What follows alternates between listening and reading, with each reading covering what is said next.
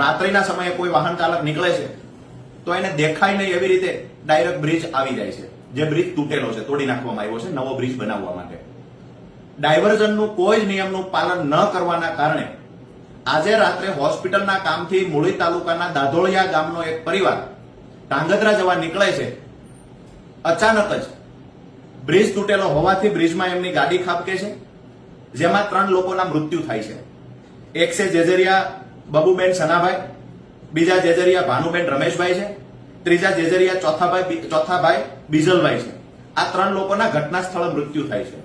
3 લોકો ગંભીર રીતે ઘાયલ થાય છે, જેમાં રાજુભાઈ ગીધાભાઈ જેજરિયા, અમીરભાઈ જેઠાભાઈ જેજરિયા, ભાનુબેન હમીરભાઈ જેજરિયા. 3 લોકોના મૃત્યુ થયા. ભગવાન દિવંગતના આત્માને શાંતિ આપે એવી પ્રાર્થના કરીએ છીએ. પરંતુ આ દુર્ઘટના કૃત્રિમ દુર્ઘટના છે, કોઈની બેદરકારીથી બનેલી દુર્ઘટના છે. અહીંયા એક પડતર ખાણમાં કોઈ માણસ પડી જાય તો એના પર ખાણ માલિક પર માનવ વધનો ગુનો દાખલ થાય છે. અહીંયા કોન્ટ્રાક્ટરની બેદરકારી હોવા છતાં કોન્ટ્રાક્ટર પર શા માટે ગુનો દાખલ ન થાય?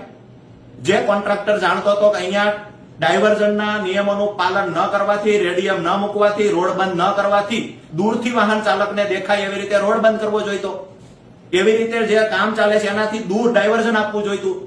આ કોઈ નિયમનું પાલન ન કર્યું. એક બોર્ડ પણ મૂકવામાં નથી આવ્યું. ઘટના બન્યા પછી આજે સવારે બોર્ડ મૂકવામાં આવ્યું છે.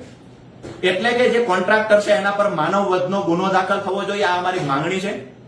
સાથે જ જે પરિવારે પોતાના સ્વજન ગુમાવ્યા છે એને સરકાર તરફથી સહાય ચૂકવવામાં આવે, આ પણ અમારી માંગણી છે. તંત્રને નમ્ર અપીલ કરીએ છીએ કે આવા કોન્ટ્રાક્ટરો પર કડકમાં કડક કાર્યવાહી કરવામાં આવે. જ્યાં પણ રોડના કામ ચાલે છે ત્યાં દરેક જગ્યાએ ડાયવર્ઝનના નામે બેદરકારી ચાલી રહી છે. એક પણ બ્રિજનું કામ ચાલે છે ત્યાં એક પણ બ્રિજે વ્યવસ્થિત રીતે ડાયવર્ઝન આપવામાં નથી આવ્યું. દુઃખની વાત એ છે કે આ જગ્યા પરથી વારંવાર અધિકારીઓ પણ પસાર થાય છે, તેમ છતાં કોન્ટ્રાક્ટરોને કહેવામાં નથી આવતું નિયમોનું પાલન કરો. અમારી લાગણી અને માંગણી એ છે કે પીડિત પરિવારની સાથે સરકાર ઉભી રહે. પીડિત પરિવારને જે લોકોએ સ્વજન ગુમાવ્યા છે એને યોગ્ય સહાય ચૂકવે, વળતર ચૂકવે, અને કોન્ટ્રાક્ટર છે જેની બેદરકારીથી લોકોના મૃત્યુ થયા છે એના પર માનવ વધનો ગુનો દાખલ કરવામાં આવે. ઓમ શાંતિ.